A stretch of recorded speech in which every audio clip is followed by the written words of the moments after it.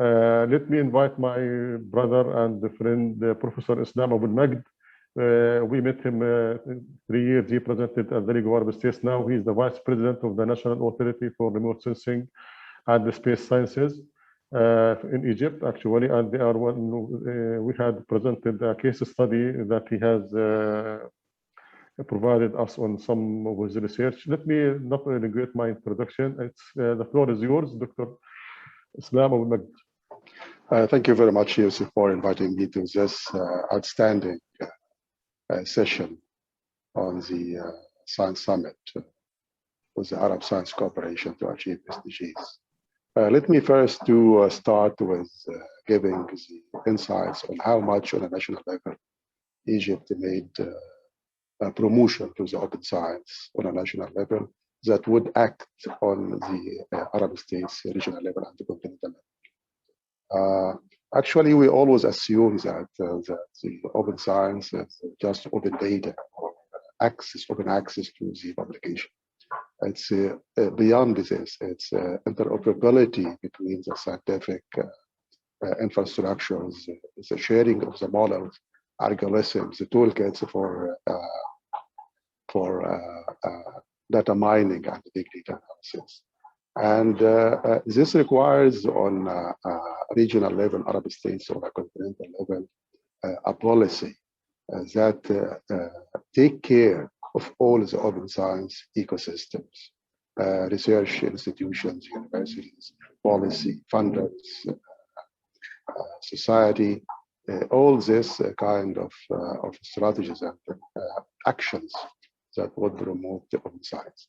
In this context, Egypt made a change of legislations, 20 legislations that support this kind of open science being issued in the last couple of years, funding envelopes being allocated to the science, establishing infrastructures, 31 centers of excellence in 14 thematic areas being established, and re-innovation of 56 central labs. 37 of these 56 central labs being accredited internationally to increase the quality of the research products and innovation. I believe such a kind of legislation, funding, and initiative applications is quite important to take these principles in a regional and the continental level that allow for open science and sharing knowledge, experience, interoperability between the Arab states and region. Why we are promoting this, particularly for space technology? Since we are established our continental, African continental space policy and African continental space strategy, which end up to the establishing of African Space Agency, which we will coordinate and manage and implement all the space technology in Africa. This is quite big achievements in Africa that would create interlinks with Africa Connect, with Latin America, with Europe, but this should be built and developed by African citizens for African citizens. So this is quite important to set up these principles that Africa and the African scientists and infrastructure should work together for the Africa. For example, for the time being, if you look to some initiative like Genocide Africa, which is being supporting from Europe for the Earth observation, and how much is this space technology and the Earth observation to achieve the UN agenda or our national agenda or African agenda 2063 on societal benefits and developments. We made a lot of national and regional and continental applications, particularly for SDG 1, 2, and 3, for potential fishing zones for oil spill monitoring. For example, using the open science and open data access to use this data to make a robust application for oil spill monitoring in Mediterranean Sea and Atlantic Ocean is an achievement for the regional level and part of the Arab states and North Africa as an African continent. So space technology and Earth observation is part of the big tools that achieve the SDGs and agenda. Potential fishing zones, how to use the 30,000 kilometers of coastal line of Africa, and how much fishing from this coastal zone is being. Do you know that 65% of the global fish is coming from the West Africa? Do you know that this 65% comes with a very minor GDP to the local community in Africa, West Africa? So why we need to maximize these resources to see why these resources doesn't meet the no poverty or zero hunger for or improving well-being. So Earth observation space technology is playing this role into down to the societal benefits and SDGs.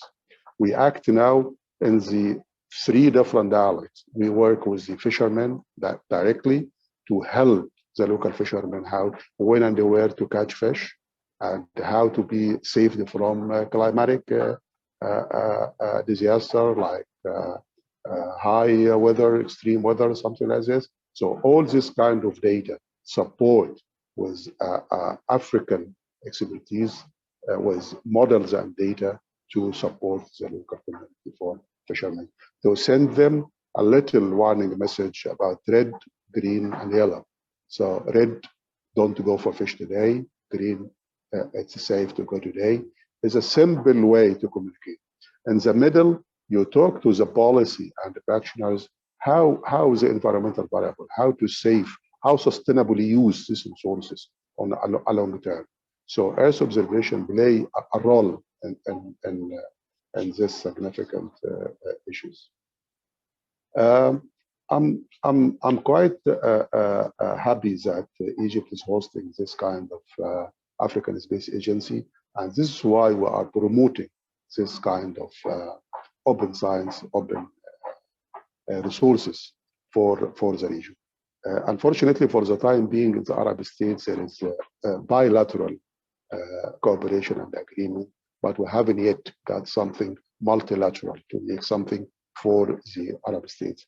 But in the process, how to talk together, share knowledge, experience together, this would allow us to start thinking about the cooperation, real cooperation that meets our agenda.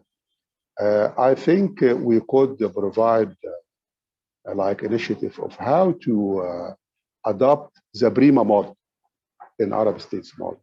So PRIMA model is a pot of money that put by the Mediterranean countries to put this pool of money to make connectivity between the countries, to make a research projects or to make applications that meets these regional challenges.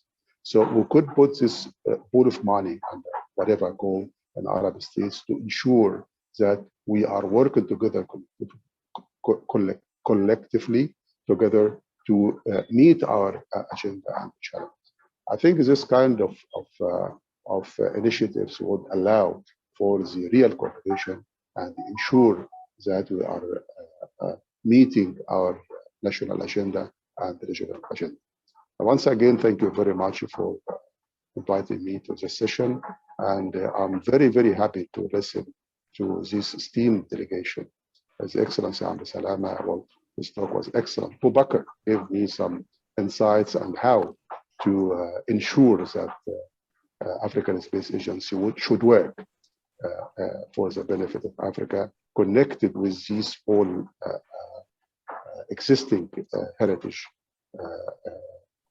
in Africa. Once again, thank you very much.